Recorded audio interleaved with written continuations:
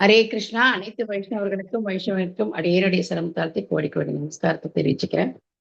ஓம் அஜானதிமிரா அந்தஸ்ய ஞானாஞ்சனா ஷலாக்கயா சக்ஷுரன்மீலிதம் ஏன தஸ்மை ஸ்ரீ குரவே நமக.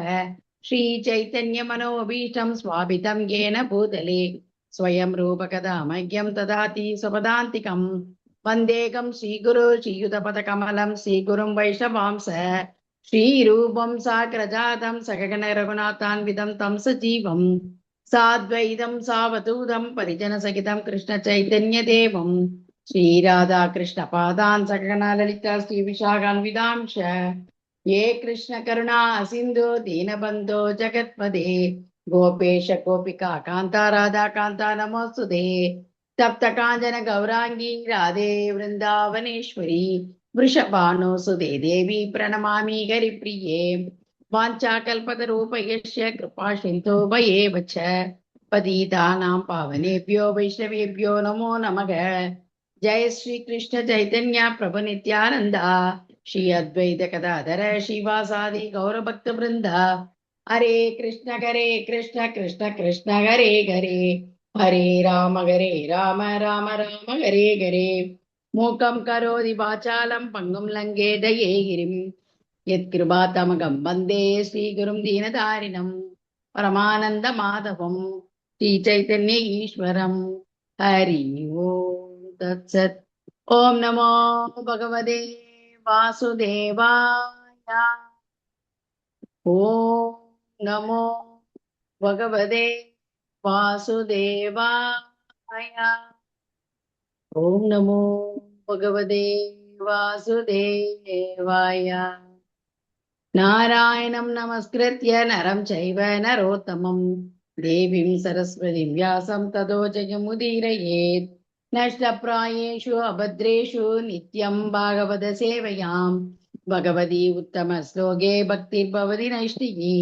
निगमकल्पतरो कलितं फलं सुखमुखादमृतद्रवसंयुतं पिबत भागवतमरसमालयं मुगरगोरसिका भुवि पावकाः शृण्वतां सकदः कृष्णा पुण्यस्मरणकीर्तनः हृदयन्तस्थो हि अभद्राणि वितर्णोति सुकृतः सदाम्।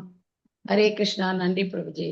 हरे कृष्णा। सर्वशास्त्राब्धि पीयूषा सर्ववेदैक शतफला सर्वसिद्धान्तरत्नाद्या सर्वलोकैकदृक्प्रदा सर्वभागवत प्राणा श्रीमद्भागवत प्रभो कलिद्वन्तोदितादित्या श्रीकृष्णा परिवर्तिता परमानंद पाताय प्रेमवर्षि अक्षरायते सर्वाद सर्वसेव्याय श्रीकृष्णाय नमोस्तु मे।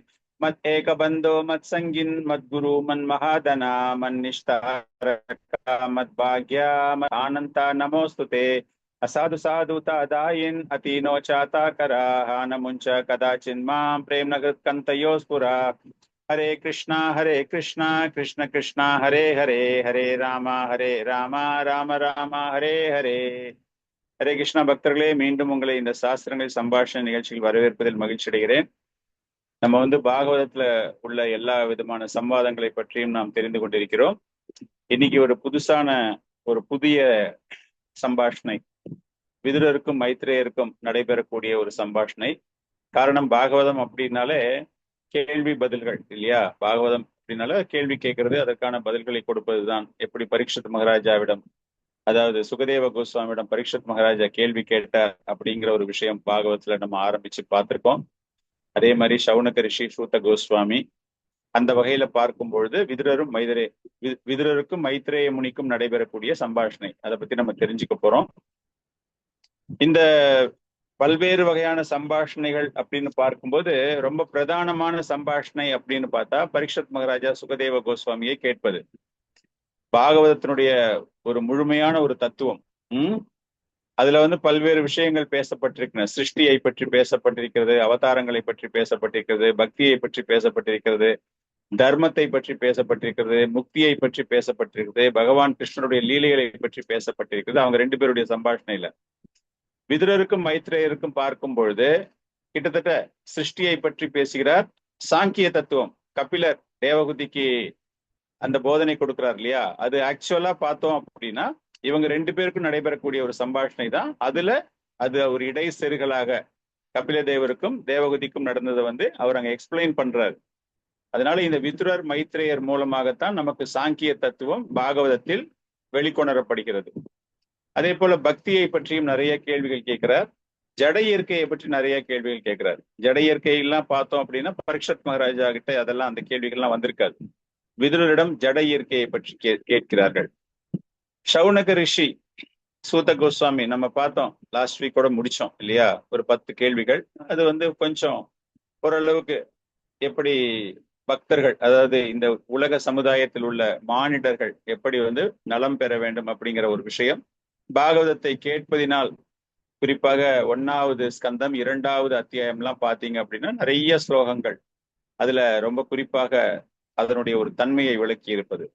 சோ இந்த 3 பிரதானமான இந்த சம்பாஷணை அப்படின்னு பார்க்கும்போது இதுல இந்த மைத்ரேயருக்கும் விதுரருக்கும் நடைபெறக்கூடிய சம்பாஷணை 2வது இடத்திற்கு வருகிறது. முதல்ல ரொம்பவும் பிரதானமானது அப்படின்னா பரீட்சத் மகாராஜா தான். காரணம் என்ன அப்படின்னா, அவர் கேட்டது ரொம்ப அற்புதமான ஒரு கேள்விகள். 7 தினங்கள் தான் அவருக்கு ஆயுள் காலம். அந்த ஒரு நேரத்துல வந்து ரொம்ப முக்கியமான கேள்விகள் எல்லாமே அவர் கேட்கிறார். ஒரு மனிதனுடைய கடமை என்பது என்னது, எதை கேட்க வேண்டும், எதை மனதில் நிலை கொள்ள வேண்டும், வாழ்க்கையினுடைய இலக்கு லட்சியம் என்ன அப்படிங்கிற மாதிரி இதெல்லாமே வந்து ஒரு ஒரு ஒரு தன்னடக்கம் இந்த சென்ஸ் ஒரு காம்ப்ரிஹென்சிவ் கொஸ்டின்ஸ் இல்லையா. ஒருத்தர் வந்து வாழ்க்கையில முன்னுக்கு வர வேண்டும் என்றால் பக்தியில் ஒரு மனிதனாக பிறந்தவர் ஒருவர் வந்து எப்படி இந்த ஒரு பிறவியை பயன்படுத்தி கொள்ள வேண்டும் அப்படிங்கிறதுக்கு ரொம்பவும் சிறப்பாக பாகவதம் மூலமாக பகவானை அறிய வேண்டும் அப்படிங்கிற ஒரு விஷயம். விதுரர் கேட்ட கேள்விகள் என்ன அப்படின்னா, சிருஷ்டியை பற்றி அவர் கேட்கிறார். பகவான் எப்படி இந்த பிரபஞ்சத்திற்குள் நுழைகிறார் அப்படிங்கிற ஒரு கேள்வி விதுரரிடம் கேட்கப்படுகிறது. சிருஷ்டியை படைச்சாச்சு பகவான், புருஷ அவதாரம் சொல்லுவோம் இல்லையா நம்ம, அந்த புருஷ அவதாரம் பார்க்கும்போது அந்த புருஷ அவதாரமாக பகவான் எப்படி அந்த பிரபஞ்சங்களுக்குள் நுழைகிறார், அதே போல இந்த ஆத்மாக்கள் கட்டுண்ட நிலைக்கு தள்ளப்படுவதற்கான காரணம் என்ன அப்படிங்கிற ஒரு கேள்வி, எப்படி அவர்களுக்கு முக்தி கிடைக்கிறது. சோ இந்த மைத்ரேய முனிக்கும் விதுரருக்கும் நடைபெறக்கூடிய சம்பாஷணையை பார்த்தீங்க அப்படின்னா அந்த 10 தலைப்புகள் தெரியும் இல்லையா உங்களுக்கு பாகவதத்துல, சர்க்கம் விசர்க்கம். அந்த மாதிரி பார்க்கும்போது அவரு கிரியேஷன் அண்ட் சப்கிரியேஷன், பிரபஞ்ச வெளிப்பாடு, அதன் பிறகு துணை பிரபஞ்சம், அந்த பிரபஞ்ச வெளிப்பாட்டுக்கு பிறகு பிரம்மதேவன் ஆற்றிய பல்வேறு செயல்கள், அப்புறமா ஜட இயற்கையை பற்றி, புருஷா பகவானை பற்றி, பக்தியை பற்றி, அந்த மாதிரி அவருடைய கேள்விகள் எல்லாமே அமைகிறது. சோ பரீட்சத் மகாராஜா சுகதேவா ரொம்ப பெரிய ஒரு சம்பாஷணை பாகவத்துல அப்படின்னா 2வது பிரதானமான தத்துவ ரீதியாக ஒரு சம்பாஷணை அப்படின்னு பார்க்கும்போது அது விதுரருக்கும் மைத்ரேயருக்கும் நடந்த ஒரு விஷயம். இவங்க வந்து நிறைய விஷயங்களை பேசி இருக்கிறார்கள். அதெல்லாம் நம்ம தெரிந்து கொள்வதற்கு முன்பு விதுரர் யார், மைத்ரேய முனி யார் அப்படிங்கிற 2 தெரிஞ்சுக்கலாம். விதுரர் எப்படி மைத்ரேய முனியை சந்திக்க துவங்கினார், சந்திக்க அவருக்கு ஒரு சந்தர்ப்பம் கிடைத்தது. அந்த சந்தர்ப்பத்துக்கு அப்புறமா தான் அவர்கிட்ட இந்த மாதிரி ஒரு சம்பாஷணை நடந்திருக்கு. 2 பேருமே கலந்துரையாடுகிறார்கள், பல்வேறு விஷயங்கள் வெளிவருகின்றன இல்லையா. முதல்ல பார்க்கும்போது விதுரர் என்பவர் யார், விதுரரை பற்றிய குறிப்பு பாகவதத்துல கொடுக்கப்பட்டிருக்கிறது. புராணங்கள், ஒரு சில புராணங்கள்ல அவரை பற்றிய குறிப்பு இருக்கிறது. மகாபாரதத்திலும் அவரை பற்றிய குறிப்பு ஒன்று தரப்பட்டிருக்கிறது. சோ விதுரர் அப்படின்னு எடுத்துட்டாலே மிக மிக மிக சிறந்த ஒரு பக்தர். பக்தர்களுக்கெல்லாம் ஒரு முன்னுதாரணமாக இருக்க வேண்டியவர் விதுரர். நிறைய பேர் உங்க எல்லாருக்குமே தெரிஞ்சிருக்கும், 12 மகாஜனங்களில் விதுரரும் ஒருவர். அந்த அளவுக்கு ஒரு ரொம்ப சிறப்பு வாய்ந்தவர். பிறப்பினால் சமுதாயத்தில் மிகவும் கீழ் நிலையில் பிறந்திருந்தாலும் சாஸ்திரங்கள் படி அவர் வந்து மிக உயர்ந்த ஒரு ஆத்மாவாகத்தான் பார்க்கப்படுகிறார். பகவானினால் அதிகாரம் அளிக்கப்பட்ட, பகவானுடைய அவதாரம் கிடையாது, பகவானினால் முழு அதிகாரம் தரப்பட்ட இந்த ஒரு ஞானத்தை பெறுவதற்காக அவருக்கு ஒரு வாய்ப்பு தரப்பட்டிருக்கிறது அப்படிங்கிறது தான் சொல்லப்படப்படுகிறது. நம்ம எல்லாருக்கும் அந்த கதை தெரியும்.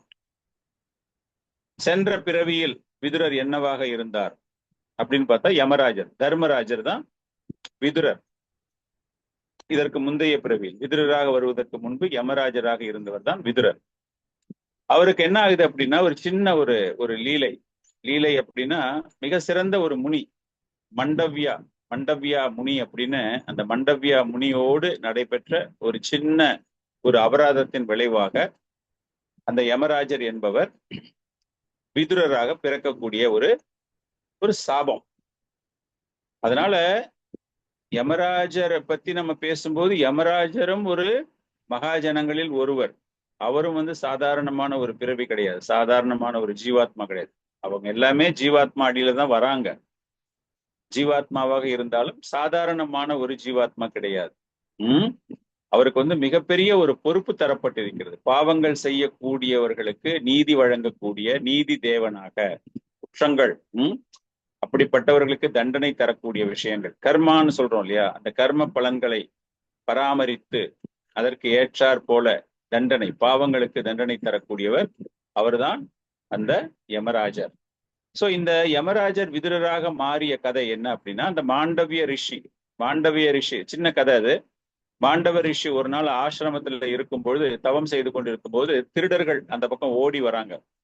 ஓடி வந்துட்டு அந்த அரசனினுடைய காவலர்கள் எல்லாருமே அந்த திருடர்களை துரத்தி கொண்டு வரும்பொழுது, அந்த திருடர்கள் என்ன பண்றாங்கன்னா, இந்த மாண்டவிய ரிஷி தவம் பண்ணிக்கிட்டு தானே இருக்காரு, இவருடைய ஆசிரமத்துக்குள்ள போய் நம்ம திருட பொருட்கள் எல்லாம் உள்ள வச்சுட்டு நம்ம போயிடலாம், காவலர்கள் கேட்டாங்கன்னா நாங்க எதுவுமே பண்ணல அப்படின்னு சொல்லிடலாம், ப்ரூஃப் எதுவுமே கிடையாது இல்லையா, சாட்சி எதுவுமே கிடையாது அப்படிங்கிற மாதிரி நினைச்சிட்டு என்ன பண்ணிடுறாங்க, இந்த முனி ஆசிரமத்துக்குள்ள போய் மாண்டவ ரிஷி அப்ப தவம் பண்ணி கொண்டிருக்கும் பொழுது அந்த இடத்துல எல்லா பொருளையும் வைத்து விட்டு அவர்கள் மறைந்து விடுகிறார்கள். அவங்களை துரத்திட்டு வந்த, அந்த திருடர்களை துரத்தி கொண்டு வந்த அரசனுடைய காவலர்கள் இந்த ஆசிரமத்துல அந்த முனிவர்கிட்ட போய் பார்க்கும்போது அங்க எல்லா சாமான்களும் இருக்கு, திருடப்பட்ட பொருட்கள் எல்லாமே இருக்கு. அப்படிங்கும்போது அவரை கைது செய்து சென்று அவருக்கு ரொம்ப தண்டனை கொடுக்கப்படுகிறது. ஆரம்பத்துல தண்டனை கொடுக்கப்படுகிறது. அதன் பிறகுதான் அரசனுக்கு உண்மை தெரிய வருகிறது. உண்மை தெரிய வரும்போது, ஆஹா நான் ரொம்ப பெரிய பாவம் பண்ணிட்டேன் அப்படின்னு அவரிடம் மன்னிப்பு கேட்டு அவரை விடுதலை செய்கிறார். இந்த மாதிரி ஆன உடனே இந்த ரிஷிகளுக்கு எல்லாமே நிறைய தவ வலிமை, எங்க வேணாலும் அவங்களால பிரயாணம் செய்ய முடியும். சோ அந்த தவ வலிமை அவருக்கு ஒரு மிகப்பெரிய ஒரு அவமானமாக, செய்யாத தவறுக்கு நான் குற்றவாளியாக மாற்றப்பட்டிருக்கிறேனே அப்படின்னு சொல்லிட்டு யமராஜரிடம் போய் கேட்கிறார். யமராஜர்கிட்ட போய் கேட்கும்போது, எனக்கு எதற்கு இந்த மாதிரி ஒரு தண்டனை எனக்கு கிடைச்சது, நான் என்ன அப்படி பெரிய பெரிய குற்றம் நான் என்ன பண்ணிட்டேன், எனக்கு ஒரு அரசனிடமிருந்து நான் செய்யாத குற்றத்திற்கு எனக்கு தண்டனை தரப்பட்டிருக்கிறதே அப்படிங்கும்போது, அந்த கர்மம் அப்படிங்கிற ஒண்ணு இருக்கு இல்லையா, அந்த கர்ம வினை அப்படி சொல்றோம் இல்லையா. சோ அந்த நேரத்துல கர்மத்தை பற்றி பேசுகிறார் யமராஜர். இந்த மண்டவிய முனிகிட்ட பேசிட்டு அப்ப சொல்றாரு, சின்ன வயசுல இருக்கும்போது நீ ஒரு சிறிய தவறு ஒன்று செய்து விட்டாய், அந்த தவறுக்கு உனக்கு இப்பொழுது தண்டனை வழங்கப்பட்டிருக்கிறது அப்படிங்கிற மாதிரி சொல்றாரு. அது ஒரு சின்ன ஒரு குச்சி மாதிரி, ஒரு ஒரு ஊசி முனையில ஒரு சின்ன ஒரு என்ன சொல்றது பூச்சி, எறும்பு இல்லைன்னா ஒரு ஒரு அந்த மாதிரி ஒரு மூட்டை பூச்சி மாதிரி ஒரு பூச்சியை அந்த இதுல குத்தி அப்படியே நிக்க வச்சிருக்காரு. அதனால அது ஒரு பெரிய பாவமாக பார்க்கப்பட்டு அதற்குத்தான் இது போன்ற ஒரு தண்டனை உனக்கு அப்படின்னு சொல்லிட்டு யமராஜர் அவருக்கு விவரம் தரும்போது அவருக்கு பயங்கர கோபம் வந்திருக்கும். நான் அறியாத சிறுவனாக இருந்த பொழுது எனக்கு ஒரு தவறு, நான் செய்த தவறுக்கு இந்த மாதிரி ஒரு தண்டனை தரப்பட்டிருக்கிறது. இது நான் தெரிஞ்சு பண்ணல, நான் தெரியாம பண்ணிருக்கேன். எந்த விதமான நோக்கமும் உள்நோக்கமும் இல்லாமல் ஒரு சிறுவனாக நான் செய்த தவறுக்கு இவ்வளவு பெரிய தண்டனை எனக்கு இப்பொழுது கொடுக்கப்பட்டிருப்பது அப்படிங்கும்போது தவறான ஒரு முடிவு அப்படின்னு அந்த கோபத்துல என்ன பண்ணிடுறாரு, யமராஜரை சபித்து விடுகிறார். என்ன சபிக்கிறார் அவர் அப்படிங்கும்போது, நீ மனித குலத்தில் மிக உயர்ந்த தளத்தில் இருக்கிறார் யமராஜர் இல்லையா, கிட்டத்தட்ட ஒரு தேவர்கள், டெமிகாடு, அந்த தேவர்கள் நிலைக்கு சமமான ஒரு அந்தஸ்தில் இருப்பவர், பகவானினால் மிகப்பெரிய பொறுப்பு தரப்பட்டிருக்கிறது. சோ அவருக்கு ஒரு சாபம் தரப்படுகிறது. நீ மனித சமுதாயத்திலேயே மிகவும் கீழ் நிலையில், வர்ணாசிரமம் பார்க்கும்போதே அந்த வர்ணத்திலேயே மிகவும் கீழ் நிலையில், சமுதாயத்துல உனக்கு ரொம்பவும் அடிமட்டமான ஒரு நிலைமை, உனக்கு அந்த மாதிரி ஒரு குலத்தில் நீ பிறக்க வேண்டும் அப்படிங்கிற மாதிரி ஒரு சாபம் தரப்படுகிறது. சோ அந்த சாபம் தான் சூத்திரனாக விதுரர் என்ற பெயரில் அவர் இங்கு தோன்றுகிறார் அப்படிங்கிறது ஒரு கதை.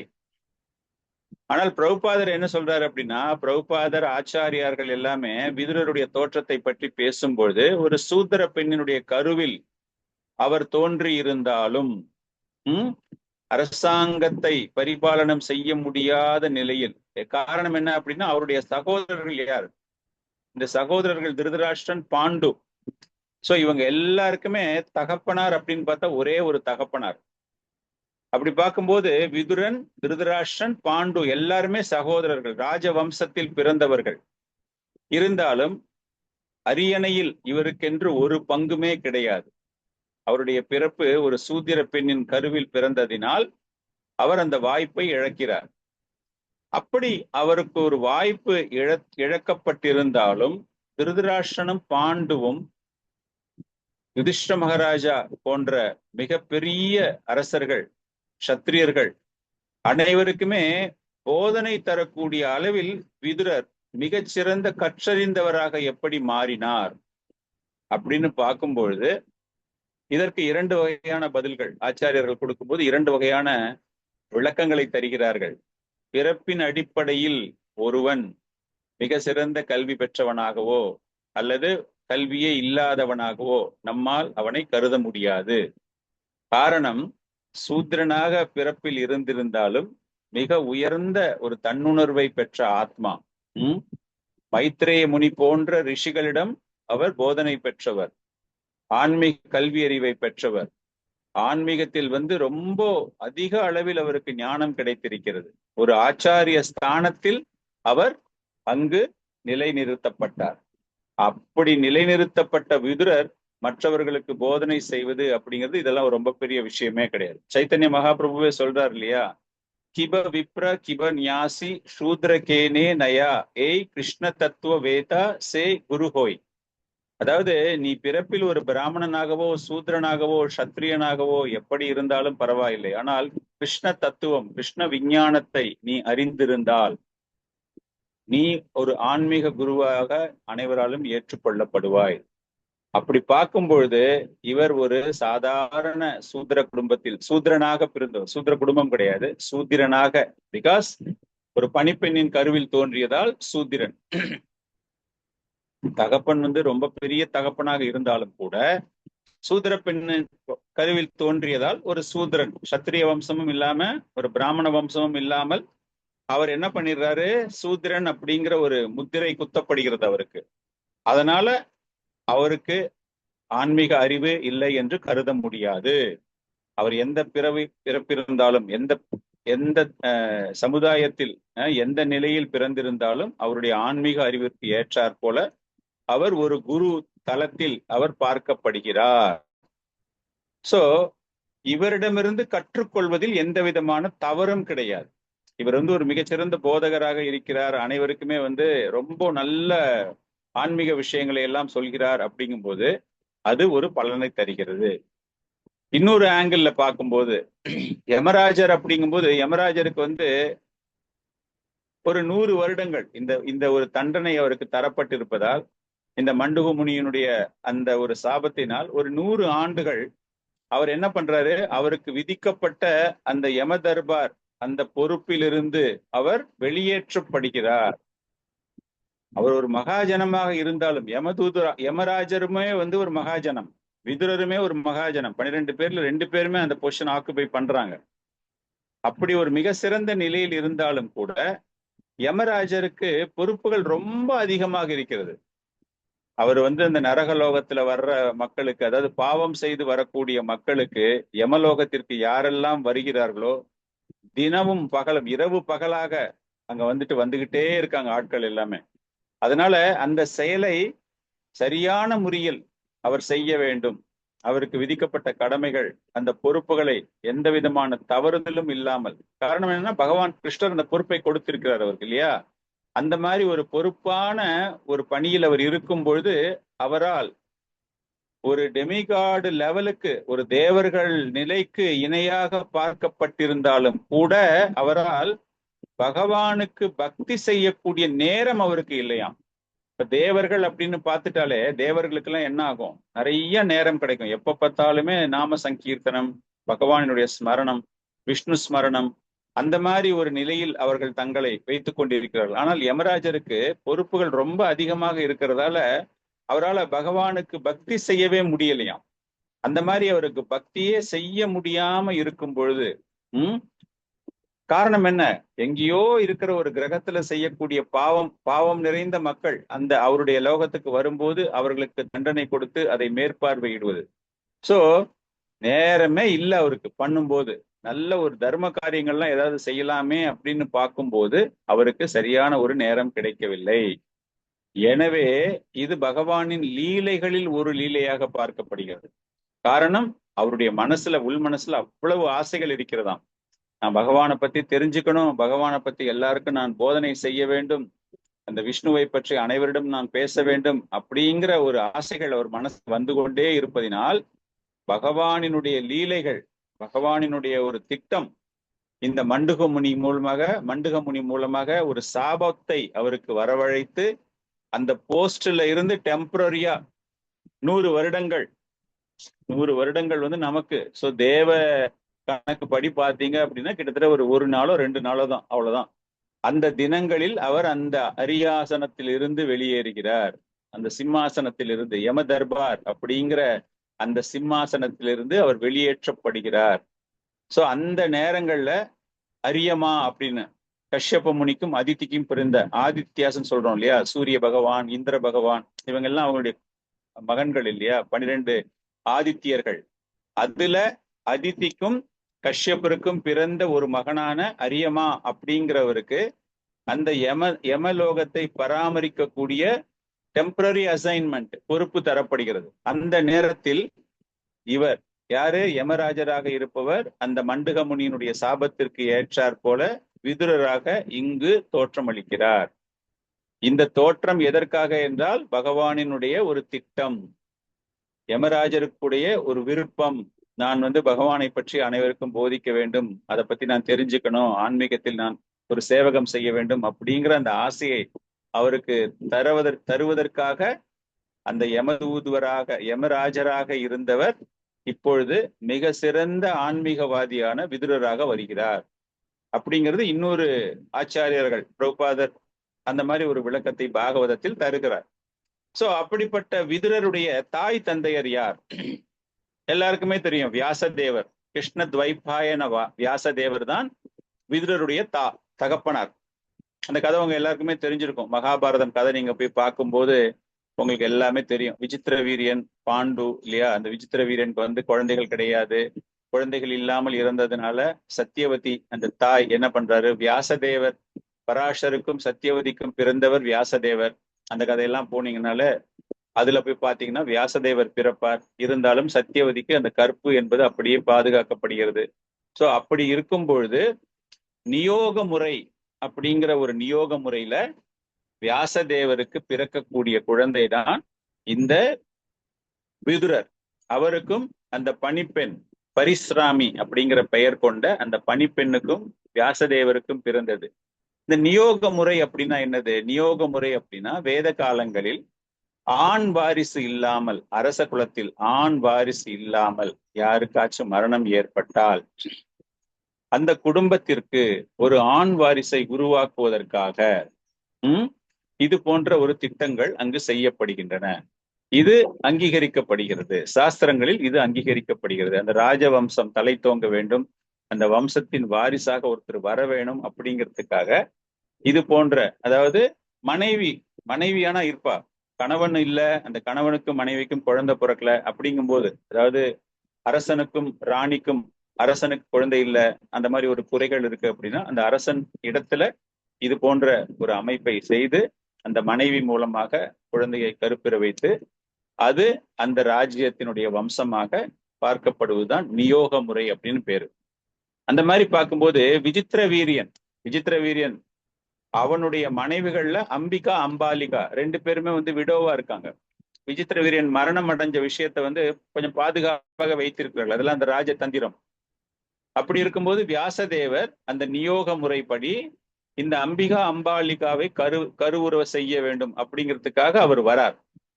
அப்படி வரும்பொழுது அம்பிகா என்ன பண்றாங்க, அப்படியே பயந்துகிட்டு கண்ணை மூடிடுறாங்க. கண்ணம் மூடும் பொழுது அவர்களுக்கு பிறக்கக்கூடிய குழந்தைதான் திருதராஷ்டிரன், குருடனாக பிறக்கிறான். அம்பாலிகா, ஏன்னா வியாசதேவர் வராரு இல்லையா, அப்படியே தாடி வச்சுக்கிட்டு அப்படியே படர்ந்த முடி, ஆளை பார்க்கறதுக்கே ஒரு ஒரு லட்சணம் இல்லாமல் தேஜஸ்வி, இந்த சென்ஸ் அவர் வந்து ஒரு சாதுவாக இருக்கிறார். அதனால அவருடைய முகத்துல எல்லாம் பாத்தீங்கன்னா நிறைய மயிர்கள் முளைத்து அப்படியே தலெல்லாம் அப்படியே அப்படி இருக்கும்போது அதை பார்த்து அந்த பெண்ணுக்கு என்ன ஆயிடுது, ஒரு மாதிரி அருவருப்பு ஆயிடுது. அந்த அருவருப்புல அப்படியே ஒரு பயத்துல அந்த மூஞ்சி கிஞ்செல்லாம் வெளியில் போய் வியாசதேவரை பார்க்கிறாள் அம்பாலிகா. அப்படி பார்க்கும்போது பிறந்த குழந்தைதான் பாண்டு. சோ திருதராஷ்டிரனுக்கு வந்து அம்பிகா பயத்துல கண்ணை மூடிக்கிறா வியாசதேவரை பார்த்த உடனே. அந்த ஒரு சந்தர்ப்பத்தில் ஏற்படக்கூடிய அந்த இணைப்பு, அதில் பிறக்கக்கூடிய குழந்தை குருடனாக, அம்பாலிகா அருவருப்பாக அப்படியே பயத்துல வெளிரி போய் பார்க்கறதால அப்படியே ஒரு வெண்குஷ்டம் நிறைந்த ஒரு குழந்தையாக பிறப்பவன் தான் பாண்டு. மூன்றாவது பணிப்பெண். மூன்றாவது பணிப்பெண் எப்படி அப்படின்னா அம்பிகா அம்பாலிகா இன்னொரு ஒரு ஒரு ராணி இளவரசி. அந்த இளவரசி டக்குன்னு என்ன பண்றாங்க, வேலைக்காரியை அமுச்சு விட்டுறாங்க. அந்த வேலைக்காரிக்கு பிறந்ததுதான் விதுரன். அவங்க வந்து ஒரு சாது வருகிறார் அப்படின்னு சொல்லிட்டு அவருக்கு நல்ல ஒரு மரியாதை கொடுத்து இன்பமான ஒரு நிலையில் அந்த கரு உருவும் பொழுது மிகவும் புத்திசாலித்தனம் உடைய அந்த வியாசதேவருடைய மகனாக விதுரர் என்பவர் பிறக்கிறார். சோ இந்த நியோக முறையை பத்தி பேசும்போது ஆச்சாரியர்கள் என்ன சொல்றாங்க அப்படின்னா, இது போன்ற ஒரு உடல் உறவு என்பது இன்பத்திற்காக செய்யப்படுவது கிடையாது. இது ஒரு கடமை, நியமங்கள் அடிப்படையில், சாஸ்திரங்களின் அடிப்படையில் தர்மத்தை நிலைநாட்டுவதற்காக. அந்த குலம் சத்திரிய குலம் இல்லையா, சத்திரியர்களுடைய கடமை என்னது, தர்மத்தை நிலைநாட்டுவதற்கு உதவ வேண்டும் என்பதுதான். ஏன்னா பிராமணர்கள் சொல்படி கேட்டு அந்த நாட்டு பிரஜைகளுக்கு தர்மத்தை போதிக்க வேண்டும். எனவே அந்த தர்மத்தை நிலைநாட்டுவதற்காக இது போன்ற ஒரு நியோக முறையில் குழந்தைகள் பெற்றுக்கொள்ளப்படுகிறதே தவிர, இது உடல் உறவு மூலமாக இரண்டு உடல்களுக்கு ஏற்படக்கூடிய இன்பம் கிடையாது அப்படிங்கிறது தான் சாஸ்திரங்களில் கூறப்படுகிறது. இதன் மூலமாக தகுதி வாய்ந்த குழந்தைகளை பெற வேண்டும் அப்படிங்கிற ஒரு கருத்தும் இருக்கிறது. சமுதாயத்தை பாதுகாக்க வேண்டும் என்கிற ஒரு கடமைக்காக செய்யப்படுகிறது. சோ விதுரர் இந்த நியோக முறையில் ஒரு பணிப்பெண்ணுக்கு பிறந்திருந்தாலும் கூட யமராஜராக இருந்து இந்த உலகில், அதாவது இந்த பூலோகத்தில் விதுரராக பிறந்திருக்கிறார். அப்படிங்கும் போது அவர் ஒரு மிக உயர்ந்த ஆன்மீக நிலையில் விதுரர் என்பவர் இருக்கிறார். ஏன்னா அவர்கிட்ட இருந்து நிறைய விஷயங்கள் வருது. அவருக்கும் பாண்டவர்களுக்கும் கௌரவர்களுக்கும் உள்ள தொடர்பு எப்படி அப்படின்னா, அவர் திருதராஷ்டிரனுடைய இளைய சகோதரன், பாண்டுவினுடைய இளைய சகோதரன். பாண்டவர்களுக்கும் கௌரவர்களுக்கும் கிட்டத்தட்ட மாமா ஸ்தானம் ஆகிறது இல்லையா. அவருக்கு வந்து பொறுப்புகளும் தரப்பட்டிருக்கின்றன. அரசாங்கத்துல வந்து ஹஸ்தினாபுரத்தினுடைய முதலமைச்சராக அவர் இருந்திருக்கிறார். திருதராஷ்டிரன் மாதிரி அந்த பசங்க மேல ஒரு அட்டாச்மெண்ட், துரியோதனன் மேல ஒரு அட்டாச்மெண்ட், அந்த மாதிரி எல்லாம் கிடையவே கிடையாது. எப்பொழுது விதுரன் பேசினாலும் தர்மத்தை மையமாக வைத்துத்தான் பேசுவார், உண்மையை மையமாக வைத்துத்தான் பேசுவார். அரசபையில் அவர் அனைவருக்குமே கொடுக்கக்கூடிய ஒரு அறிவுரை, போதனைகள் எல்லாமே வந்து தர்மத்தை மையமாக வைத்து கொடுக்கக்கூடிய விஷயங்கள் தான்.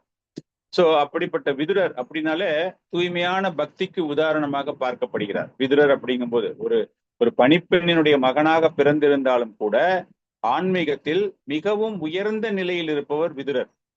அதே போல யாருக்குமே பயப்பட மாட்டார், எந்த விதமான பயம் கிடையாது. ஏன்னா அவருக்கு வந்து தர்மம் தான் முக்கியம். தர்மராஜா இல்லையா அவரு, தர்மம் தான் முக்கியம் அவருக்கு. அதனால தர்மத்திற்காக யாருக்கிட்டையுமே பயமே கிடையாது. திருதராஷ்டிரனுக்கு வந்து தொடர்ச்சியாக அவனுக்கு வந்து ஒரு முன்னெச்சரிக்கை கொடுத்து கொண்டே இருக்கிறார்.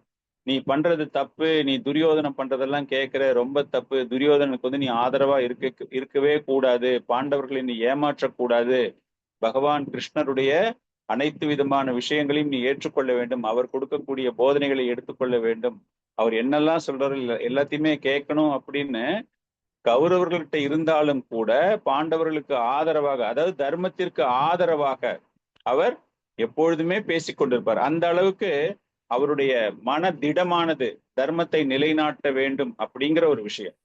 சோ அந்த விதுரர் பற்றி தான் நாம் இப்போ மைத்ரேயிடம் பேச போகிறோம். அந்த மைத்ரேயரிடம் அவர் கேட்ட விஷயங்கள் எல்லாமே, ஹஸ்தினாபூர்ல இருந்து வெளியே போறார். அந்த கதைகள்லாம் நம்ம டீப்பா பார்க்க போறது இல்ல. ஹஸ்தினாபூர்ல இருந்து வெளியே போறார். அங்க ஒரு மனக்கசப்பு ஏற்படுகிறது துரியோதனனோட.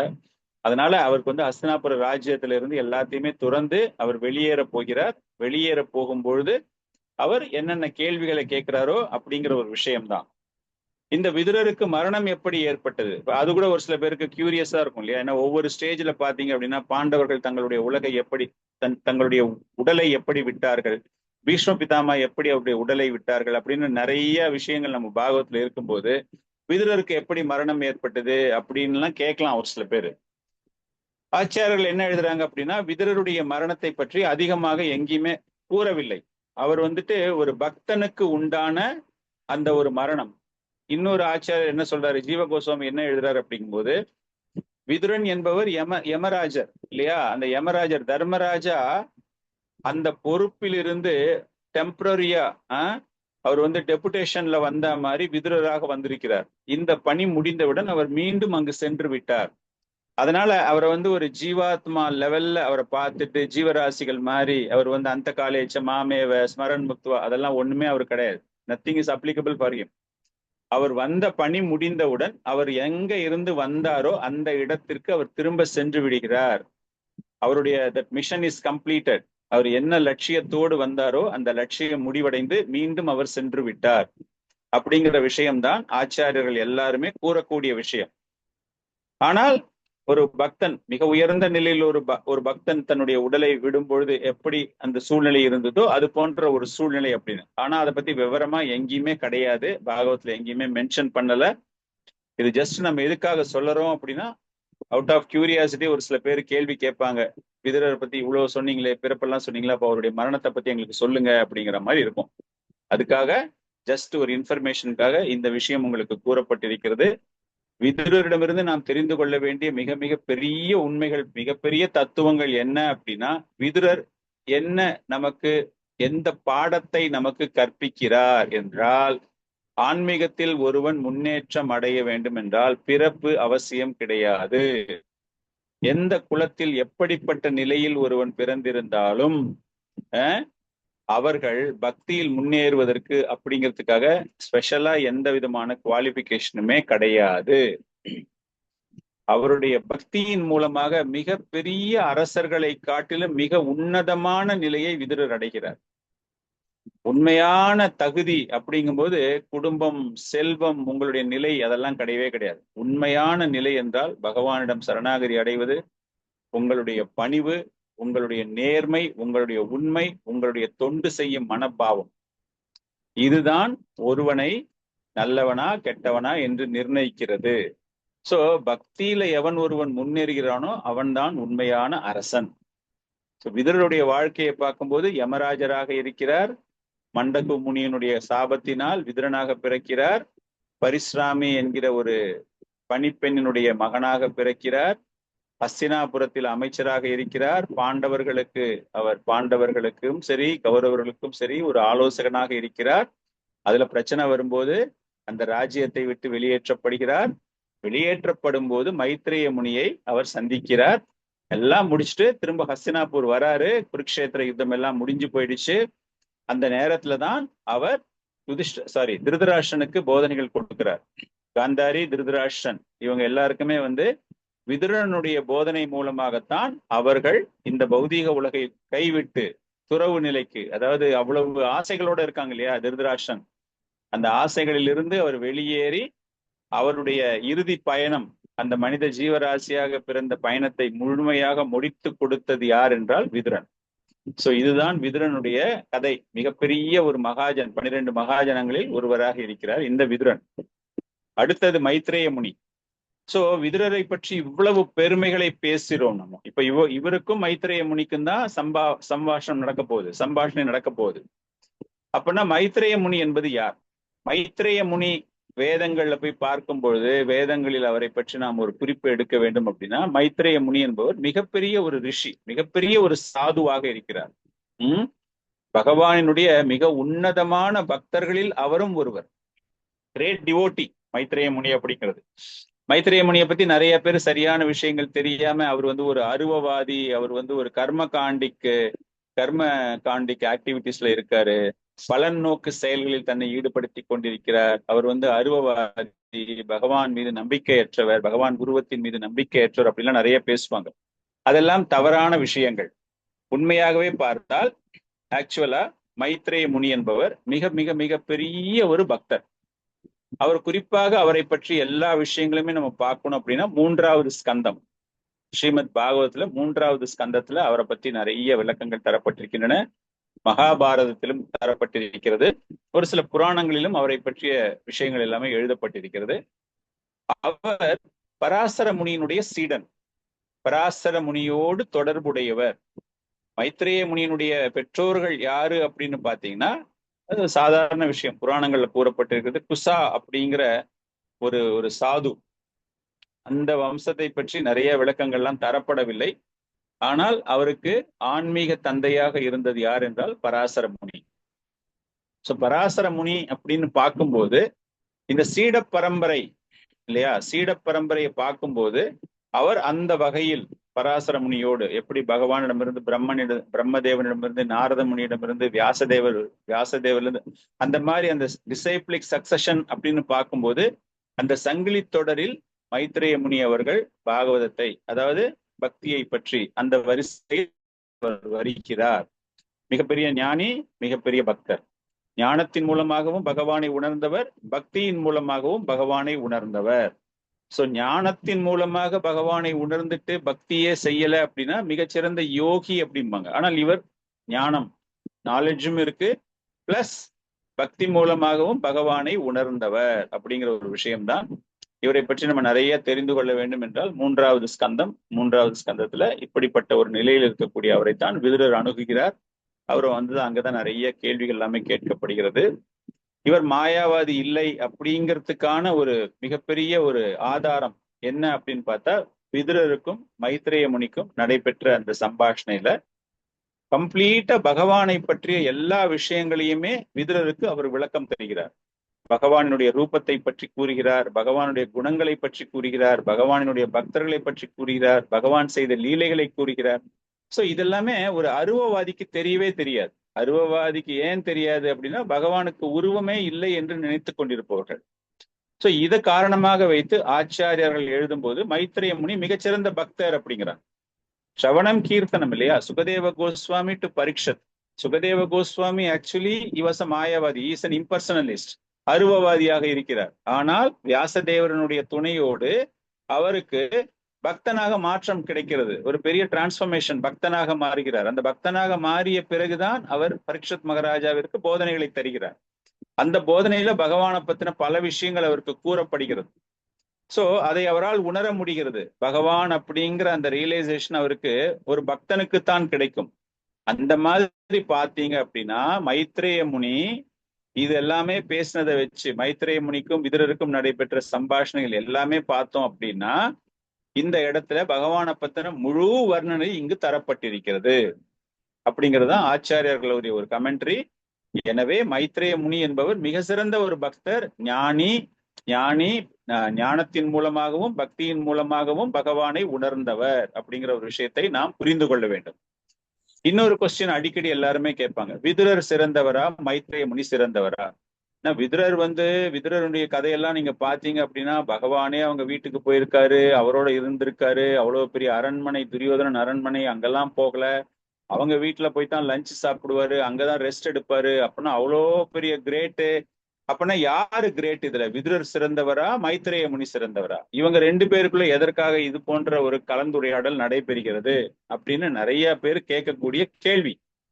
இதற்கு ஸ்ரீல பிரபுபாதர் ரொம்ப அற்புதமான ஒரு விளக்கத்தை அவர் தருகிறார்.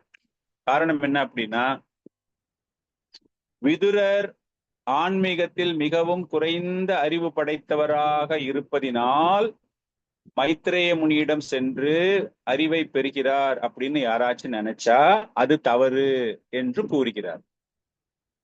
அவர் என்ன சொல்றாரு, பிரபுபாதர் என்ன சொல்றாரு, ஒரு உண்மையான பக்தன் என்பவன் கிருஷ்ண கதா, பகவான் கிருஷ்ணரை பற்றி கேட்க வேண்டும், பகவான் கிருஷ்ணருடைய லீலைகளை பற்றி கேட்க வேண்டும் என்றால் வேறு ஒரு பக்தரை அணுகுவதில் தவறு கிடையாது. தெரிஞ்சுக்கணும், அந்த சுவையை அனுபவிக்க வேண்டும். எனக்கு தெரியும், இருந்தாலும் வேற ஒருத்தர் சொல்லும் போது அந்த சுவையை நான் அனுபவிக்க வேண்டும் அப்படிங்கிற ஒரு ஆசைதான் உண்மையாகவே மிக உயர்ந்த தன்னுணர்வு நிலை பெற்ற ஒரு பக்தனினுடைய அறிகுறி. அவன் தகுதி பெற்ற ஒரு பக்தரிடம் சென்று ஒரு வழிகாட்டுதலை அவன் பெறுவதில் தவறு கிடையாது. அர்ஜுனன் பகவானினுடைய மிக சிறந்த நண்பனாக இருக்கிறான் இல்லையா? சாக்கிய ரசத்துக்கு ஒரு எக்ஸாம்பிள் சொல்லு அப்படின்னா அர்ஜுனனை தவிர வேற யாராலையும் நம்ம சொல்ல முடியாது.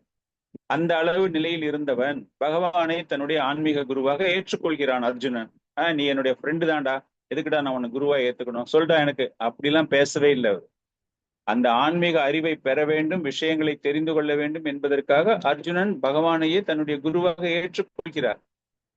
அதே போல நாரத முனியை பார்க்கும்போது நாரத முனி யாருக்கெல்லாம் போதனை கொடுத்திருக்காங்க? மிகப்பெரிய அரசர்களுக்கு, மிகச்சிறந்த அரசர்களுக்கு, சத்திரியர்களுக்கு, அந்த மாதிரி நிறைய பேருக்கு அவருடைய போதனைகள் கொடுக்கப்பட்டிருக்கின்றன. எல்லாருமே அதை ஏற்றுக்கொண்டிருக்கிறார்கள். இதுதான் உண்மையான லட்சணம். ஒரு ஆன்மீக அறிவை பற்றி தெரிந்து கொள்ள வேண்டும், அந்த சுவையை அனுபவிக்க வேண்டும் அப்படிங்கும்போது வேறொரு பக்தரை அணுகுவதில் தவறு கிடையாது. அந்த மாதிரி பார்க்கும் பொழுதுதான் விதுரரும் மைத்ரேய முனியை சந்தித்திருக்கிறார். தன்னுடைய தன்னுணர்வை, தன்னுடைய உணர்வுகளை இன்னும் ஆழப்படுத்தி கொள்ள வேண்டும் அப்படிங்கிற ஆசை அவருக்கு. நான் தெரிஞ்சு வச்சிருக்கிறது கரெக்டா, அவர் என்ன தெரிஞ்சு வச்சிருக்காரு, அப்ப அவரு சொல்றதை வச்சு நம்ம கேட்டு பார்க்கலாமா அப்படிங்கிற ஒரு உணர்வு தானே தவிர இவர் சிறந்தவர், அவர் சிறியவர், இவர் பெரியவர் அப்படிங்கிற விஷயம்லாம் கிடையாது. இந்த இடத்துல நாம் பெருசு நீ பெருசு அப்படிங்கிற விஷயமே கிடையாது. விதுரரை பொறுத்தவரை ஒரு உதாரணமான பக்தர், பணிவான முறையில் விஷயங்களை தெரிந்து கொள்ள ஆசைப்படுபவர், உண்மையாகவே மனதளவில் அனைத்தையும் நேர்மையாக தெரிந்து கொள்ள வேண்டும் அப்படின்னு ஆசைப்படுறாங்க அப்படின்னா அதனுடைய பிரதிநிதியாக விதுரரை பார்க்க வேண்டும். உண்மையாவே நம்மளுக்கும் ஒரு ஆசை ஒண்ணு இருக்கு, பகவானை பத்தி பேசணும், பகவானை பத்தி தெரிஞ்சுக்கணும் அப்படின்னு நமக்கு ஒரு ஆசை இருக்கு அப்படின்னா அந்த கர்வத்தை ஒழிக்க வேண்டும், அந்த அகந்தையை ஒழிக்க வேண்டும். பாகவதம் கிளாஸ் நான் எவ்வளோ வாட்டி படிச்சிட்டேன், அவன் சின்ன பையன், அவன் எழுதுறது நான் போய் ஏன் கேட்கணும் அப்படின்னு நிறைய பேருக்கு மனசுல இருக்கும். ஆனால் விதுரர் அவ்வளவும் தெரிந்தவர். அவர் ஒரு நேர்மையான முறையில் சென்று, அவருக்கு தெரியாத விஷயமே கிடையாது, ஆனால் அவர் கேட்கக்கூடிய கேள்விகள் எல்லாத்துக்குமே மைத்ரேய முனி பதில் சொல்வதை அந்த அளவுக்கு அவ்வளவு அமைதியாக பணிவான முறையில் எல்லா விஷயங்களையும் கேட்டு தெரிந்து கொள்கிறார். அதே போல மைத்ரேய முனியுடைய நிலையை பார்க்கும்போது ஒரு ஆன்மீக ஆசான், இஸ் அ ஸ்பிரிச்சுவல் டீச்சர். அந்த திவ்ய ஞானத்தை அப்படியே இஸ் டிரான்ஸ்பரிங். எப்படி கரண்ட்ல போட்டுட்டு ஒயர் நீங்க சொருகி பிளக்க போட்டீங்கன்னா கரண்ட் டியூப்லைட்டுக்கு எப்படி வருதோ அந்த மாதிரி அந்த ஞானத்தை நேராக வழங்கக்கூடியவர். இதுதான் இவங்க ரெண்டு பேருக்கும் உள்ள ஒரு உறவு. இதுதான் இருவருடைய நிலை. அதனால இவர் தான் பெருசு, அவர் தான் பெருசு அப்படிங்கிற ஒரு விஷயம் எல்லாமே இங்க கிடையவே கிடையாது. பிரபுபாதர் எழுதும்போது மைத்ரேய முனி என்பவர் அந்த ஆன்மீக சீடர் சங்கிலி தொடரை அவர் பிரதிபலிக்கிறார். அவர் என்ன விஷயங்களை அவர் வாங்கினாரோ பராசர முனியிடமிருந்து அது அப்படியே தரப்படுகிறது. சோ பாகவதம் அப்படின்னு பார்த்தா பாகவதத்தின் உள்ள ஒரு அடிப்படை கொள்கைகள் அப்படின்னு பார்க்கும்போது அந்த அடிப்படை கொள்கைகளுக்கு மிக மிக சிறந்த ஒரு உதாரணமாக அவர் கர்மகாண்டா பலன் நோக்கு செயல்களுக்காக உள்ள ஒரு பக்தர் கிடையாது. அவர் தன்னுணர்வு பெற்ற ஒரு வைஷ்ணவர். பக்தி யோகத்தை விதுரருக்கு வழங்கினார் அப்படிங்கிறது தான் அந்த ஒரு விஷயம். குரு பரம்பரா மூலமாக அந்த ஞானம் அவருக்கு பெறப்பட்டது. நம்ம முன்னாடியே சொன்ன மாதிரி பகவானிடமிருந்து, பிரம்மதேவனிடமிருந்து, நாரதரிடமிருந்து, வியாசரிடமிருந்து, பராசரிடமிருந்து, அப்புறமா மைத்ரேயருக்கு வருகிறது. சோ நான் தான் பெருசு நீ தான் பெருசு அப்படிங்கிற ஒரு கணக்கெல்லாம் இவங்க ரெண்டு பேர்கிட்டயுமே போடவே முடியாது. அப்படிங்கிறது தான் நாம் இவங்க ரெண்டு பேரை பத்தி, அவர்களுடைய தன்மைகளை பற்றி நாம் தெரிந்து கொள்கிறோம். மூணாவது போர்ஷன், எப்படி விதுரர் மைத்ரேயரை சந்திக்கிறார். ஏன்னா நம்ம விதுரரை பத்தி பேசும்பொழுது என்னாச்சு, அவர் பாட்டுக்கு அஸ்தனாபூர்ல சீஃப் மினிஸ்டரா இருந்துட்டு இருக்காரு, முதலமைச்சரா இருந்துகிட்டு இருக்காரு. இவரு மைத்ரேய முனி இஸ் அ சேஜ், அவர் பாட்டுக்கு பக்தி தொண்டு ஆற்றி கொண்டிருக்கிறார். இவங்க ரெண்டு பேருக்குள்ள ஒரு தொடர்பு எப்படி ஏற்பட்டது அப்படின்னு பார்க்கும்போது உத்தவர்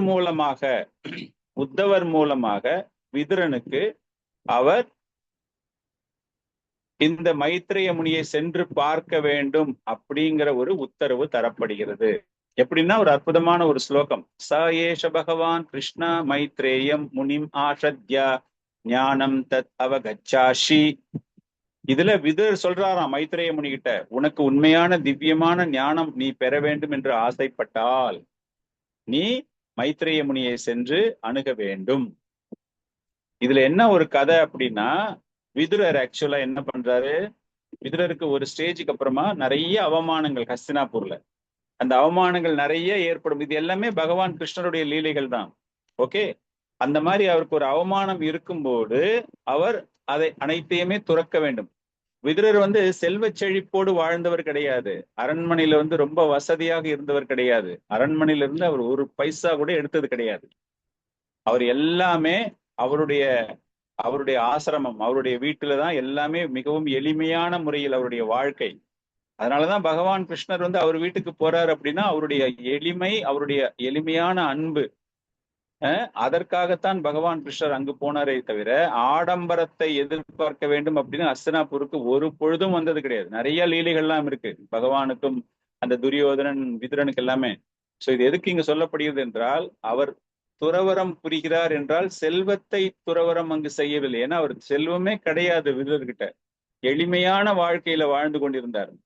அவருடைய அவமானம் அந்த மாதிரி அவரை எல்லாரும் முன்னாடியும் இன்சல்ட் பண்றாங்க, அவரை ஒரு மதிப்பு கிடையாது, அவருடைய ஆன்மீக போதனையை கேட்க ஆட்கள் கிடையாது, எல்லாருமே அதர்மவாதிகளாக இருக்கும் பொழுது மனம் வருந்தி அதை விட்டுட்டு அந்த கிரகஸ்தாசிரம் அப்படின்னு சொல்றாங்க, அதை விட்டு அந்த வானப்பிரஸ்தா மாதிரி அவர் என்ன பண்றாரு, ஊர் ஊரா சுத்த ஆரம்பிச்சாரு. திவ்ய தலங்களுக்கு செல்ல திவ்ய யாத்திரை புறப்படுகிறார். அந்த மாதிரி போகும் பொழுது ஒரு ஸ்டேஜ்ல யமுனா நதி கரையில் உத்தவரை அவர் சந்திக்கிறார். சோ உத்தவரை சந்திக்கிறார் அப்படிங்கும்போது அவருக்கு தெரியும், உத்தவரை பற்றி எல்லாமே தெரியும், பகவான் கிருஷ்ணருக்கு உத்தவருக்குள்ள உறவு எல்லாமே தெரியும் அவருக்கு. அப்படி இருக்கும்போது அந்த மனம் அந்த மாதிரி ஒரு நிலையில இருக்கும்போது உத்தவரிடமிருந்து நான் ஏதாச்சும் கத்துக்கொள்ள வேண்டும் அப்படிங்கிறதுக்காக உத்தவரை அணுகி, எனக்கு நீங்கள் ஏதேனும் போதனை தர வேண்டும், என்னுடைய மனக்குழப்பத்திலிருந்து என்னை நீங்க நிவர்த்தி செய்ய வேண்டும், எனக்கு ஏதாவது சொல்லுங்களேன் அப்படிங்கும்போது உத்தவருடைய பண்பு எப்படின்னா, உத்தவர் ரொம்ப சின்ன வயசு, விதுரரை காட்டிலும் மிகவும் சின்ன வயசு அவருக்கு. அதனால அவர் சொல்லிடுறார் விதுரரை பத்தி, நீங்க ரொம்ப பெரிய ஞானவான், உங்ககிட்ட எக்கச்சக்கமான ஞானம் இருக்கிறது, உங்களுடைய தன்னடக்கம் பணிவு, நீங்க என்ன ஆன்மீக ஆச்சாரியார நீங்க எடுத்துக்கிறீங்க, நான் இதுக்கு தகுதியற்றவன் அப்படின்னு சொல்லிட்டு அந்த நேரத்துல அவர் என்ன பண்றாரு, பகவான் கிருஷ்ணர் தன்னுடைய லீலைகளை முடித்து கொண்டிருக்கிறார். துவாரகாவுல உள்ள பகவான் கிருஷ்ணர் தன்னுடைய லீலைகளை முடித்து கொண்டு பிரபாஷ கஷேத்திரத்தில் நான் அவரை பார்த்தேன் அப்படின்னு சொல்லிட்டு அந்த கதையெல்லாம் அப்படியே சொல்ல ஆரம்பிக்கிறார். இந்த லீலைகளை அவர் முடித்து கொண்டு போக போறாரு, இஸ் டேஸ் ஆர் நம்பர்ட் அப்படின்னு சொல்லிட்டு அப்ப சொல்றாராம், உங்களுக்கு ஒரு விஷயம் தெரியுமா, பகவான் கிருஷ்ணர் உங்களை பற்றி என்னிடம் வினவினார். He was enquiring about you. கிருஷ்ணர் என்ன பண்றாராம், விதுரர் எப்படி இருக்கார், ஏதாச்சும் நியூஸ் இருக்கா உனக்கு? ஏன்னா விதுரர் பகவான் Krishna and Vidura so close, அடிக்கடி போய் பார்ப்பாங்க அவங்கள. ஆனால் அந்த துவாரகாக்கு போய் ஒரு அரசனாக பகவான் கிருஷ்ணர் அங்க இருக்காரு அப்படிங்கும் போது அந்த நேரத்துல விதுரருக்கும் பகவானுக்கும் உள்ள கனெக்ஷன் இட் காட் டிஸ்கண்டினியூட். அதனால அவருக்கு எந்த விதமான செய்திகளும் அவருக்கு வரவில்லை. அதை மனசுல வச்சுட்டு பகவான் என்ன பண்றாரு, உத்தவன் கிட்ட சொல்றாரு எப்படி இருக்கான் விதுரன் அப்படின்னு சொல்லிட்டு ஒரு சில பாஸ்ட் டைம்ஸ் எல்லாம் ஷேர் பண்ணிக்கிறார். பண்ணிட்டு, நீ அவனை பாத்தீன்னா, விதுரனை பாத்தீங்கன்னா, send my greetings to him, என்னுடைய நலனை அவனுக்கு தெரிவிக்கவும் விதுரனுக்கு தெரிவிக்கும், நான் அவனை ரொம்ப கேட்டேன்னு சொல்லு அப்படிங்கிறார். அதை அப்படியே இங்க ஒப்பிக்கிறார் உத்தவன். ஏன்னா பகவான் பேசுறாரு, ஒரு பக்தனை பற்றி பேசுகிறார் அப்படிங்கும்போது அதுல எந்த விதமான கலப்படமற்ற வார்த்தைகளாக உத்தவனும் ஒரு பரவசத்துல இருக்கான். இவ்வளவு பெரிய பக்தர், பகவானே அவருடைய வாயால சொல்றாரே அப்படின்னா விதுரர் எவ்வளவு பெரிய பக்தரா இருப்பாரு இல்லையா? அவ்வளவு பெரிய பக்தனை பத்தி என்கிட்ட சொல்லியிருக்காரு அப்படின்னா நான் எவ்வளவு பெரிய பாக்கியம் படைச்சவன், அந்த பக்தரை பத்தி நான் தெரிஞ்சுக்கிறதுக்கு. அந்த பக்தரை நான் இப்ப நேர்ல பார்த்திருக்கேன். அவர் என்ன சொல்றாரு, எங்கிட்ட இருந்து போதனை வாங்கிக்கோ, எனக்கு ஏதாச்சும் நீங்க போதனை கொடுங்கன்னு சொல்றாரு. அப்படின்னா அவர் எவ்வளவு தன்னடக்கம் உடையவர், பணிவுடையவர் அப்படின்னு அப்படியே மனசுல அவருக்கு அந்த அளவுக்கு ஒரு கலக்கம், அந்த அளவுக்கு ஹி காட் எக்ஸைட்டட், எஸ்டசி, பரவசம், அப்படியே எமோஷன்ஸ். உத்தவன் அப்படியே விதுரனுடைய கையை பிடிச்சுட்டு சொல்றாரு, இதெல்லாம் நடந்ததுப்பா அந்த நேரத்துல, அங்க பகவான் கிருஷ்ணர் சொன்னாரு அப்படின்னு சொல்லிட்டு அவர் இந்த மாதிரி இந்த லீலையை முடிச்சுட்டு போறேன் அப்படிங்கிறதுக்காக எனக்கு ரொம்ப பெரிய ஒரு பொறுப்பு கொடுத்திருக்கிறார். நான் வந்துட்டு பத்ரிகாசிரம் போகணும், நரநாராயண ரிஷியுடைய சீடர்களோடு சேர்ந்து கொண்டு நான் பக்தி தர்மத்தை பற்றி அனைவருக்கும் எடுத்துரைக்க வேண்டும். அப்படிப்பட்ட ஒரு பொறுப்பு எனக்கு தரப்பட்டிருக்கிறது. பகவான் இருந்த வரைக்கும் தர்மம் நிலை காக்கப்படுகிறது இல்லையா? அந்த பகவான் போனதுக்கு அப்புறமா தர்மத்தை நிலை காக்க வேண்டும் அப்படிங்கிறதுக்காக அதுக்கப்புறமா பாகவதம் வருது. ஆனால் பகவான் என்ன பண்றாரு? உத்தவனிடம் அந்த பொறுப்பை தருகிறார். அதனால நீ போயிட்டு அந்த சாதுக்களோடு சேர்ந்து தர்மத்தை பற்றி அனைவரிடம் எடுத்துரைக்க வேண்டும், போதிக்க வேண்டும் அப்படிங்கிற ஒரு பணி எனக்கு கொடுக்கப்பட்டிருக்கிறது. அப்படிங்கும்போது விதுரர் ரொம்ப கேட்கிறாராம், ஆஹா இவ்வளவு நடந்ததே, அந்த நேரத்துல நிறைய விஷயங்கள்லாம் நடந்திருக்குமே, எனக்கு தயவு செஞ்சு அதெல்லாம் சொல்லேன், எனக்கு நான் கேட்கறதுக்கு ரொம்ப பரவசமா நான் இருக்கேன், தயவு செஞ்சு சொல்லு சொல்லு அப்படிங்கும்போது அப்ப அவர் என்ன சொல்றாரு? அந்த நேரத்துல அங்க யார் இருந்தா தெரியுமா உனக்கு? அந்த நேரத்தில் மைத்ரேய முனியரும் அங்கு இருந்தார். அதனால நீ போய் மைத்ரேய முனியையும் பார்த்துக்கொள். சோ அவங்க ரெண்டு பேரும் அங்க பார்த்துக்கும் போது பேசும்பொழுது அப்படியே ஒருத்தர் ஆற தழுவி விதுரருக்கு அந்த அளவுக்கு ஒரு சந்தோஷம். பகவான் கிருஷ்ணரை பற்றி கேட்கிறார், யது வம்சத்தை பற்றி கேட்கிறார், வாசுதேவனை பற்றி கேட்கிறார், மற்ற உறவினர்கள், பகவான் கிருஷ்ணனுடைய உறவினர்கள் எல்லார பத்தியுமே கேட்கிறார். அப்பதான் இவர் சொல்றார், உத்தவன் சொல்றார், இல்ல எனக்கு I am very very busy, நீ அதனால தயவு செஞ்சு மைத்ரேய முனி அப்படிங்கிற ஒருத்தர் அந்த நேரத்துல இருந்தாரு, எனவே நீ மைத்ரேய முனியை சென்று அவரோடு நீ கலந்து அங்க என்ன நடந்தது அப்படிங்கறதெல்லாம் நீ கேளு, அவர் உனக்கு எல்லா விளக்கங்களையும் தருவார். அதே போல நான் உனக்கு போதனை தர வேண்டும் என்று என்னை கேட்டுக்கொண்டாய். மைத்ரேய முனி எல்லா தகுதிகளும் படைத்தவர். அவரிடம் சென்று உன்னுடைய ஆன்மீக கேள்விகள், உன்னுடைய ஆன்மீக சந்தேகங்கள் எல்லாத்தையுமே நீ கேட்கலாம். கேட்டீன்னா உனக்கு அதற்கான விளக்கங்கள் எல்லாமே உனக்கு கிடைக்கும். சோ விதுரர் ஹஸ்தினாபுரத்துல இருந்து துரியோதனனுடைய அவமானம் தாங்க முடியாமல் பல்வேறு திவ்ய தீர்த்தங்களுக்கு செல்பவர். பகவானையே நினைச்சுக்கிட்டு தான் போறார். எல்லா தீர்த்தங்களுக்கு போகும்போதும் பகவானையே மனதில் நினைத்து கொண்டு செல்லும் போது யமுனை நதிக்கரையில் உத்தவனை பார்க்கிறார். உத்தவனை பார்க்கும் பொழுது பகவான் கிருஷ்ணரை பற்றி விதுரர் கேட்கும் போது அவருக்கு எல்லா விளக்கங்களும் அங்கு தரப்படுகிறது. அந்த விளக்கங்களை கேட்டு எனக்கு இன்னும் மேலும் விவரங்கள் வேணும் அப்படிங்கும் போது உத்தவரால் விதுரனுக்கு அந்த ஒரு போதனை, நீ போய் மைத்ரேய முனியை பார் அப்படின்னு. சோ மிகப்பெரிய ஒரு தத்துவம் இதுல என்ன அப்படின்னா, பகவான் கிருஷ்ணர், உத்தவர், மைத்ரேயர் இருவரையும் வைத்து கொண்டு மூலமாக பல்வேறு விஷயங்களை நாம் புரிந்து கொள்வதற்கான ஒரு மிக சிறந்த ஒரு ஏற்பாடை அவர் செய்திருக்கிறார். சோ இதுதான் எப்படி விதுரர் மைத்ரேயரை சந்திக்கிறார் அப்படிங்கிற ஒரு சில சின்ன ஒரு விளக்கம். நமக்கு நம்ம இன்னும் முக்கியமா அவங்க கேட்கக்கூடிய கேள்விகள்லாம் என்ன அப்படின்னு போல அந்த கேள்விகள்லாம் என்ன அப்படிங்கிறது நெக்ஸ்ட் செஷன்ல இருந்து நம்ம போக போறோம். அடுத்த வகுப்புல இருந்து என்னென்ன கேள்விகள் அப்படின்னு நான் முதல்லயே சொன்ன மாதிரி one of the longest discussions பாகவதத்துல பரீட்சித் மகாராஜாவுக்கு அப்புறமா மைத்ரேயருக்கும் விதுரருக்கும் நடந்த சம்பாஷணை மிக மிக மிக பெரிய சம்பாஷணை. நிறைய கேள்விகள் அவர் கேட்கிறாரு.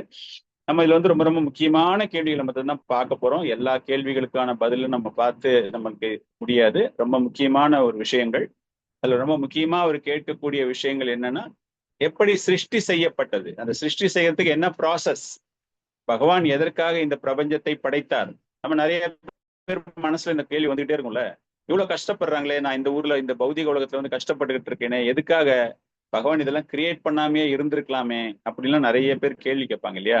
அந்த மாதிரி பார்க்கும்போது பகவான் இந்த பிரபஞ்சத்தை சிருஷ்டி செய்வதற்கான காரணம் என்ன, அதே போல இது போன்ற சிருஷ்டி செய்த பிறகு பகவானினுடைய நடவடிக்கைகள் என்னவாக இருந்தன இல்லையா? இந்த பௌதிக உலகம் பண்ணியாச்சு, பௌதிக உலகத்துக்கான இவ்வளவு காலம் இவ்வளவு நேரம் அப்படின்னு பண்ணாச்சு, பிரம்மதேவனுடைய வாழ்நாள் எவ்வளவு அப்படிங்கிற விஷயம் தெரியும். அப்ப பௌதிக உலகத்துக்கு வேற ஒரு காலம் வேற ஒரு நேரம் இருக்கிறது. அப்படின்னா அந்த அந்த இடைப்பட்ட காலத்தில் பகவான் செய்யக்கூடிய செயல்கள்லாம் என்ன, அவர் என்னெல்லாம் செஞ்சுக்கிட்டு இருந்தாரு அப்படிங்கிற ஒரு விஷயம். அதே போல இந்த பிரபஞ்சத்தை நிர்வாகம் செய்வதற்காக பிரம்மதேவன் இல்லையா? அப்ப அந்த பிரம்மதேவனை பற்றியும் எனக்கு தெரிய வேண்டும்.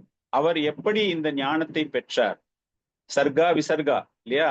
அந்த பிரபஞ்ச படைப்பாளி பிரம்மதேவனுக்கு அவருடைய உதவியாளராக அவரை எடுத்துக்கொண்டு இந்த பிரபஞ்சத்தை நிர்வகிக்க கூடிய அறிவை எப்படி வழங்கினார். சோ இந்த மாதிரி பல கேள்விகள் அவர் கேட்க போகிறார். அதே போல ஒரு சில அவதாரங்களை பற்றியும் கேட்பார். வராக அவதாரத்தை பற்றி கேட்பார் அவரு. அதே போல தேவகுதி சாங்கிய பிலாசபி, அந்த சாங்கிய தத்துவத்தை பற்றி கேட்கிறார். அதன் மூலமாக அவங்க ரெண்டு பேருடைய டிஸ்கஷனும் நமக்கு வெளியே தெரிய வரும். ஸோ ஒரு சிலதெல்லாம் நம்ம ஆல்ரெடி பார்த்துருக்கோம். அதனால நம்ம எதெல்லாம் ஆல்ரெடி பார்த்துருக்கோமோ அதுல எல்லாம் நம்ம நிறைய நேரத்தை நம்ம அதுல செலவழிக்காமல் முக்கியமான தத்துவங்கள் நிறைந்தது, முக்கியமான கருத்துகள் நிறைந்தது, எப்படி இன்னைக்கு இருக்கிற இந்த அன்றாட வாழ்க்கை பிரசன்ட் டேக்கு எப்படி இந்த போதனைகள்லாம் ஏற்றதாக இருக்கிறது அப்படிங்கிற மாதிரி விஷயத்தெல்லாம் நம்ம தெரிந்து கொள்வோம். ஸோ இன்னைக்கு இந்த புது தலைப்புல விதுரனும் மைத்ரேயும் அவங்க ரெண்டு பேருடைய ஒரு பேக்ரவுண்டு பிளஸ் யாரு காரணமாக இருந்தார்கள், அவர்கள் இருவரும் சேர்ந்து, அதாவது இந்த உரையாடலை துவக்குவதற்கு யாரெல்லாம் காரணமாக இருந்தார்கள் அப்படிங்கிற ஒரு விஷயத்தை நாம் தெரிந்து கொண்டோம். ஸோ இதோட நம்ம இன்னைக்கு செஷன் எண்டிங் செஷன் டுடே. அடுத்த செஷன்ல இருந்து questions. Vidura how he is meeting Maitreya Muni, Maitreya முனியை பார்த்தவுடன் அவர் முதலில் கேட்கக்கூடிய கேள்வி என்ன, அப்பொழுது அவருடைய நிலை எப்படி இருந்தது, மைத்ரேய முனி அவரை எப்படி வரவேற்றார், அதன் பிறகு ஒவ்வொரு கேள்வியாக வரும்போது மைத்ரேயர் எப்படிலாம் அவருக்கு பதில்களை கூறுகிறார் அப்படிங்கிற பல விஷயங்களை நாம் அடுத்த வகுப்பிலிருந்து தெரிந்து கொள்வோம். ஹரே கிருஷ்ணா. ஏதாச்சும் டவுட்ஸ் இருந்தா கேட்கலாம், இல்லாட்டி we can end the session.